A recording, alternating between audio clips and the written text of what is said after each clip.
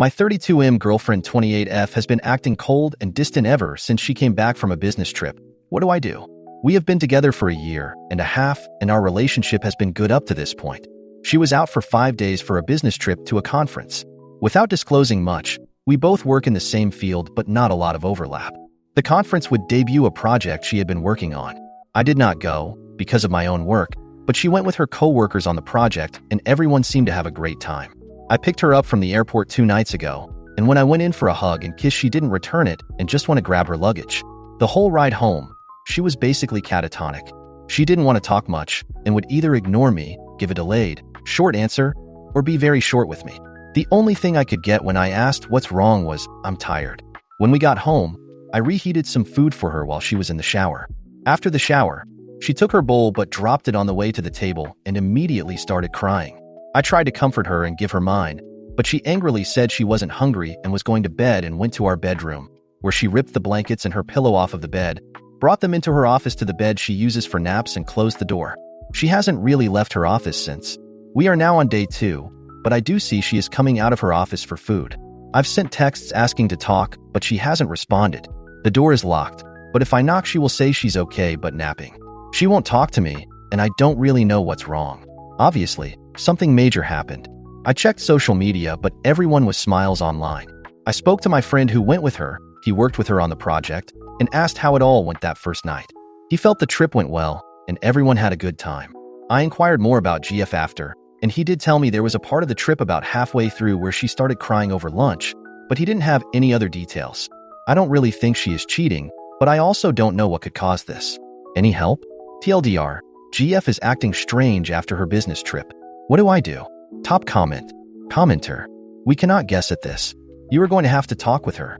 She may be sick, she may be pregnant, she may have been assaulted, she may have cheated, she may have learned something about you while she was gone that has made her very angry. There are more things that might have happened, but those are my top 5. Update 1. Thank you to everyone who showed concern regarding my GF. I stopped responding to the comments because they were overwhelming, and it wasn't helpful for me to read that stuff when I was at work and couldn't do anything about it. I've been pretty slammed with work, and the demands for updates in the comments and inbox have also been overwhelming. With so many people assuming an assault and asking for details, it felt voyeuristic, where people wanted a window into my GF's suffering. That disturbed both of us. Ultimately, I decided to update because there was no cheating or assault at all, despite almost everyone thinking it was definitely one of the 2 cases. I'll give my GF the name Lily, our friend who was on the trip Jake, and her close friend and roommate on the trip Jane, for ease. I called Jane, despite people saying no, and asked about the trip. Jane remarked that Lily was very tired and wouldn't talk much outside of the days on the business trip, and that was consistent from day 1. I asked if she felt like something happened. She said no. I asked if she felt like Jake might have done something. She said absolutely not. When I came back from work, I saw signs Lily was more functional, as she had done some cleaning. I took the chance to ask if she wanted food. She agreed. We ate a meal, and I broached the subject. The missing piece to the puzzle is that Lily has ADHD. This was an important fact, but one I forget as she manages it well. I tend to think of what are symptoms more as cute GF quirks, because a lot of general ADHD behaviors she mitigates, like forgetfulness. What happened on the trip is that to save money, she shared a room with Jane, which she has done on short bursts, but never for such long of a trip. As I mentioned, it was a business trip. So although Lily had a lot of fun, she was working both physically and socially for up to 20 hours at a time. She had nowhere to go and reset at the end of this. She had enough emotional gas to come home, but she had some flight delay issues at a very busy airport, and by the time she came home, she couldn't make it. She also felt like my asking of her trip in the car was like an interrogation because of her mental state. Her ADHD has never come like this because she manages it well and hasn't been in this environment in a long time. We decided that from now on, she should have her hotel room by herself or with me, regardless of the cost. I also agreed to not ask any questions when I pick her up from her flight, and she will instead tell me what she wants. If not, I will ask another day. We came up with some other plans so that I know how she is when she comes home. Saturday night we went to an event. She had fun, but crashed immediately at home. It was more on the scale I am used to after a 3-day trip. She has cleared her schedule for the next week to recuperate. TLDR. She is fine. I am fine. We all are fine. Edit.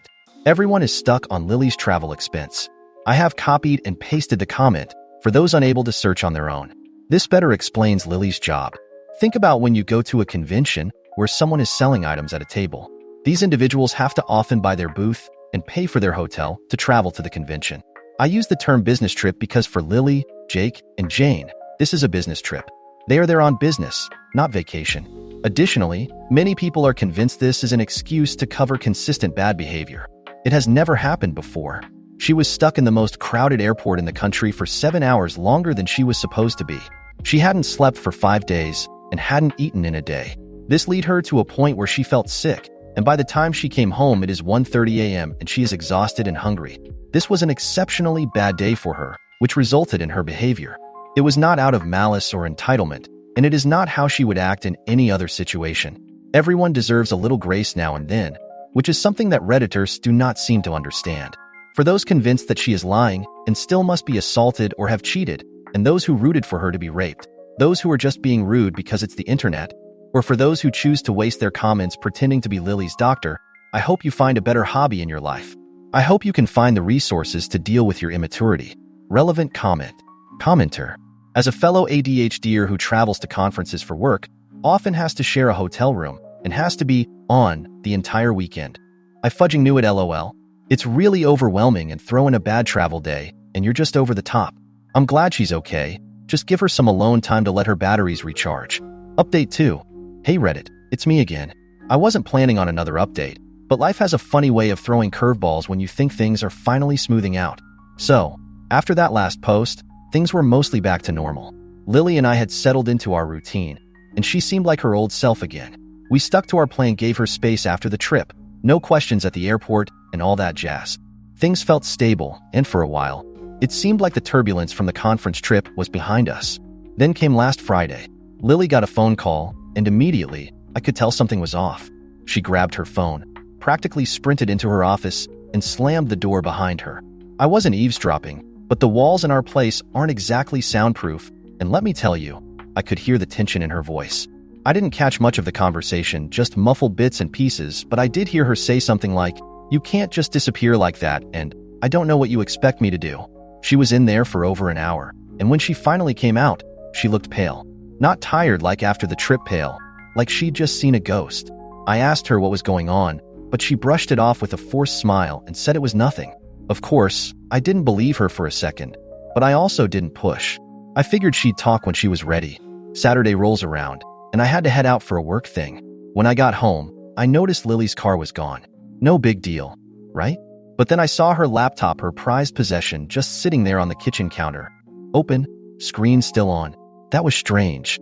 Lily never leaves her laptop unattended, especially when she's out. So, yeah, my curiosity got the best of me. I took a peek, and that's when things got weird. She had a bunch of messages open from someone named M. Not Jake, not Jane, someone new. The conversation was vague, but they were clearly discussing the conference, which immediately set off alarm bells. M was saying things like, "You can't run forever," and "I still have the files." What files? What was she running from?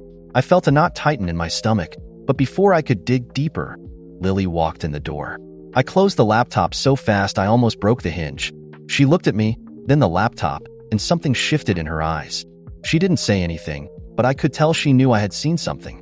The tension in the room was thick enough to cut with a knife, but we both played it cool, pretending everything was fine. We spent the evening together, dinner, a movie, the usual, but it was like we were both acting in a play, each of us too scared to break character. That night, after she fell asleep, I lay awake, replaying the snippets of conversation I'd overheard and the messages I'd read. Who was M? What files was Lily hiding? And what did they mean by, "You can't run forever"? On Sunday morning, I woke up to find Lily gone again. No note, no text. She just vanished. I tried calling, but it went straight to voicemail. At this point, I was freaking out a little. I messaged Jake, asking if he knew where she was, but he didn't have a clue. Jane was equally clueless. I spent the whole day pacing the apartment, waiting for her to come back or at least text me, but nothing. Finally, around 11 p.m., she walked through the door like nothing had happened. No explanation, no apology, just a "Hey, I'm home," and then straight to bed. I tried to talk to her, but she shut me down hard, saying she was too tired to deal with it. And that was it. End of discussion. Now, I'm sitting here, staring at the closed door of her office. It's been 3 days since that night, and Lily has barely spoken to me. She's not locking herself away like after the conference. But there's this emotional distance that feels even worse. I can't shake the feeling that something bigger is going on, something she's not telling me. The messages, the weird phone call, her sudden disappearances, it's all adding up to a picture I don't understand. I don't think this is about ADHD anymore. There's something darker, something more complicated. But every time I try to bring it up, she either shuts me down or deflects. I don't know how much longer I can keep pretending everything's fine when clearly it's not. TLDR, things seemed fine for a while, but now Lily is acting strange again. She's getting mysterious messages, taking weird phone calls, and disappearing without explanation. Something is definitely up, but I don't know what, and she won't tell me. Feels like we're headed for something big, and I'm just waiting for the other shoe to drop. Update 3. Alright, Reddit. So I'm back, and I wish I could say things had chilled out, but honestly, it's getting crazier by the minute. I almost didn't post this time because I'm barely keeping up with whatever is going on here. But the curiosity and confusion are killing me, and writing this out is the only way I can sort of make sense of it all. Let's rewind to last Thursday. After days of silence, Lily suddenly came home in a mood so good it was borderline suspicious. She was chatty-like, overly chatty, talking a mile a minute about random stuff. Work, some new podcast she was listening to, even suggesting we go out to dinner. I mean, it was weirdly upbeat for someone who had basically ghosted me for the last week. But here's the kicker. During dinner, her phone started buzzing like crazy. Not just one text, a flurry of them, one after another. She tried to act casual, but her face went white. She excused herself to the bathroom and took her phone with her. 10 minutes later, she comes back, trying to act like nothing happened. But her vibe had totally changed. She was suddenly distant again, barely touching her food. I asked her if everything was okay, and she mumbled something about a work emergency. Classic excuse, right?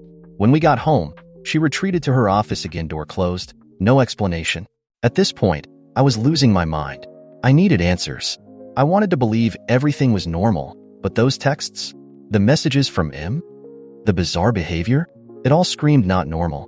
I decided I had to do something. So, I know this might sound like the worst idea ever, but I went through her phone. Yeah, judge me all you want, but desperate times, you know? What I found was not what I expected. She had this encrypted app I'd never seen before. All the messages from M were there, no names, just the letter M. The most recent conversation had a string of messages I couldn't fully make sense of, but they felt off.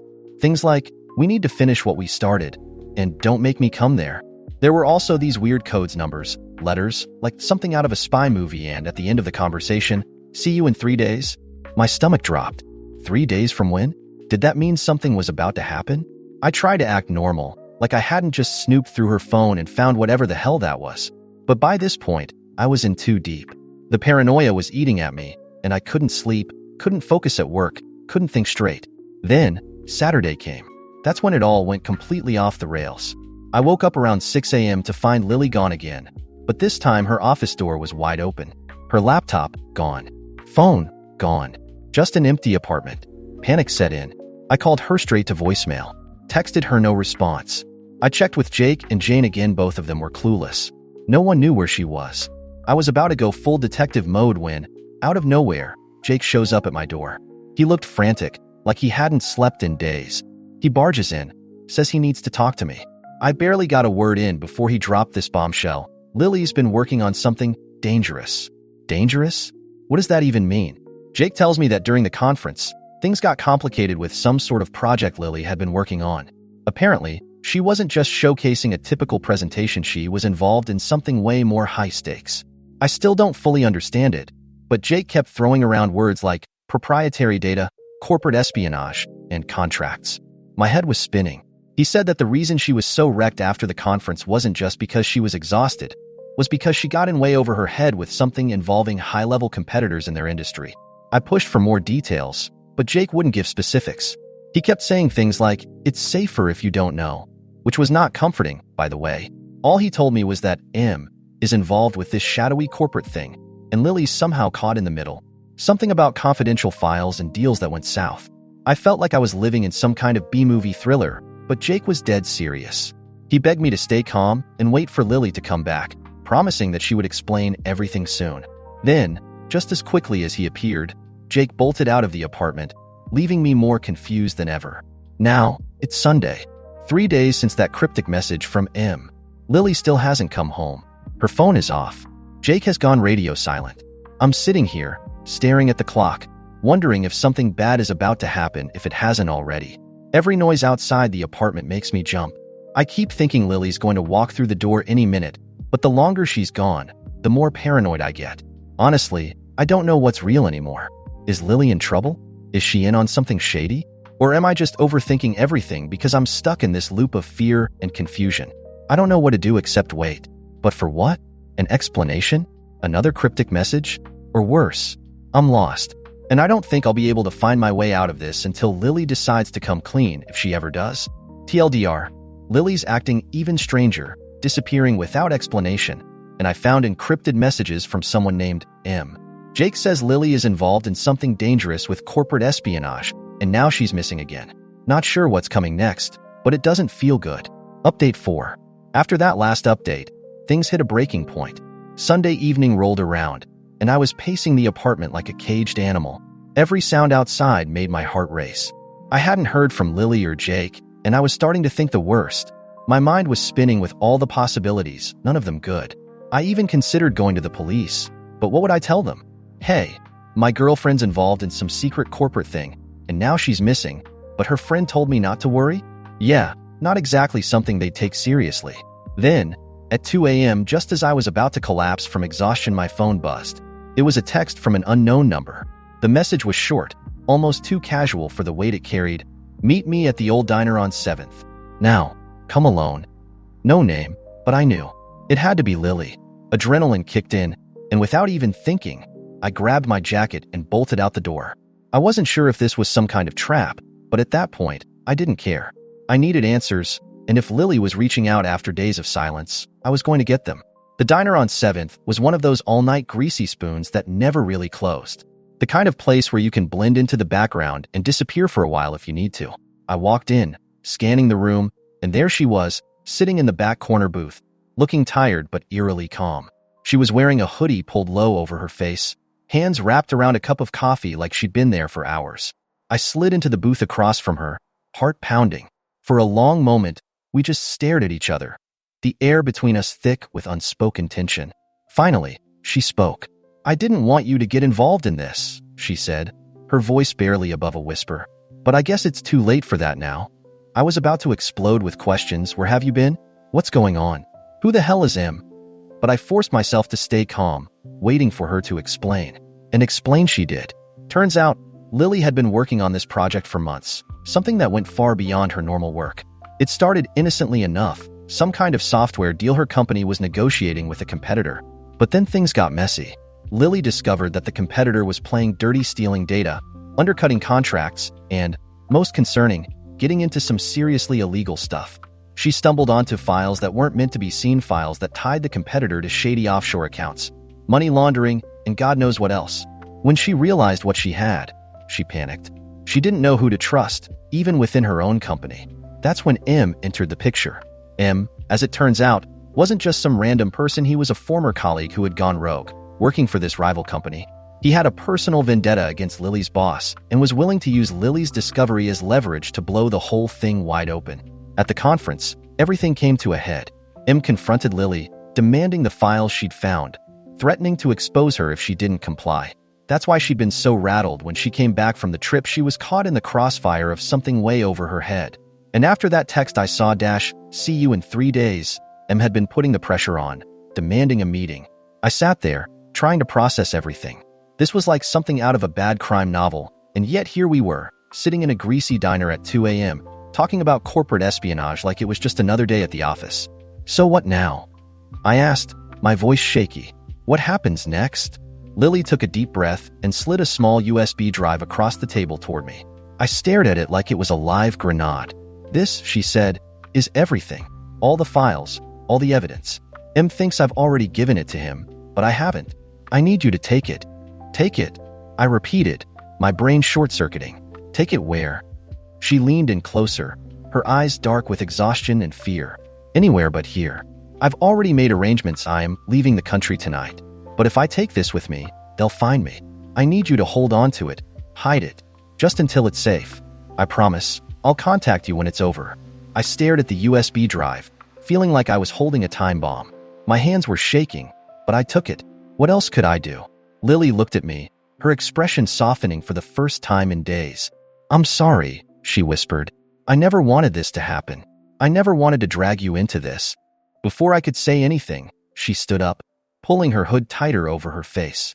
"I have to go," she said, and just like that, she was gone, vanishing into the night, leaving me alone in that diner with nothing but a USB drive and 1,000 unanswered questions. That was 4 days ago.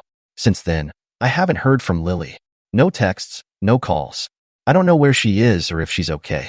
I've kept my word, i.e. hidden the USB drive, and I haven't looked at it since. Every day, I wake up expecting to see her or to get some kind of message, but there's been nothing. It's like she's disappeared off the face of the earth. Maybe she's safe, maybe she's not. I don't know. All I know is that I'm caught in this strange limbo, waiting for something to happen, waiting for her to come back, or for someone to show up at my door demanding that USB.